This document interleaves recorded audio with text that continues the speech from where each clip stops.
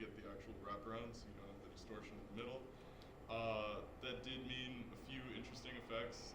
I had to render out triple the resolution that I needed, because there was like crazy distortion on the top and bottom of the image, and then just crop it down after, which is interesting. But yeah, this is built using, I think, 4 pyro solvers and like 8 different volumes all kind of coming together. It was a lot of fun to work on.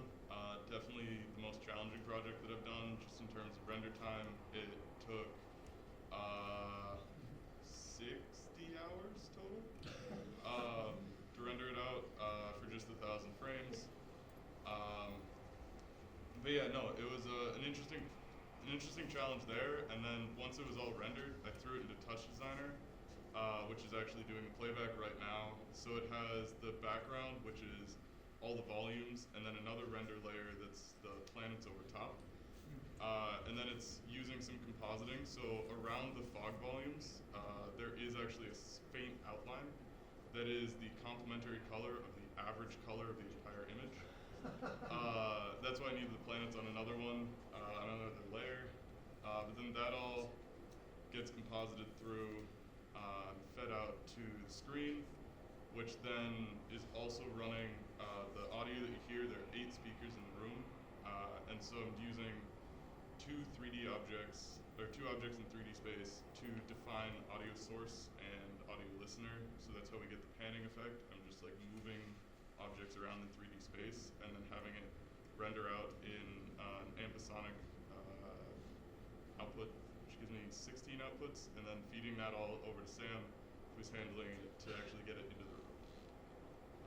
But yeah, no, it was a really fun project. I'm really glad that I was able to put it up here. Really appreciative of Sam and Phil for helping me make this happen. But yeah, no, I'm very, very pleased. I want to emphasize, and one of the reasons, I'll give you a lot more context, but after this, but Scott had never worked with this program, this space, spatial audio, maybe a little spatial audio, before this semester, and did this sort of as a like final project in one course. I think that's really important to emphasize to show what is really possible here.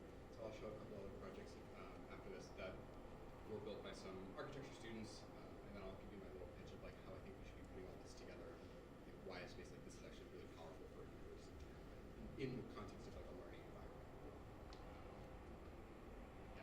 So one of the important things is also the rapid prototyping aspect.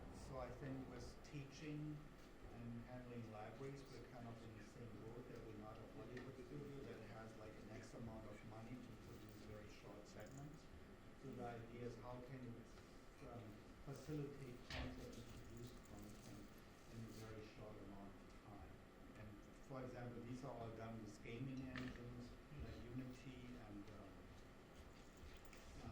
one of the problems is that they usually single camera view for one display.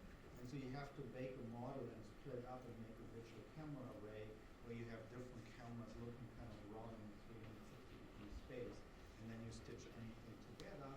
But the nice thing is that you can then use almost any content here that was done in a gaming environment. So you can easily flip this from a goggle set to a screen like this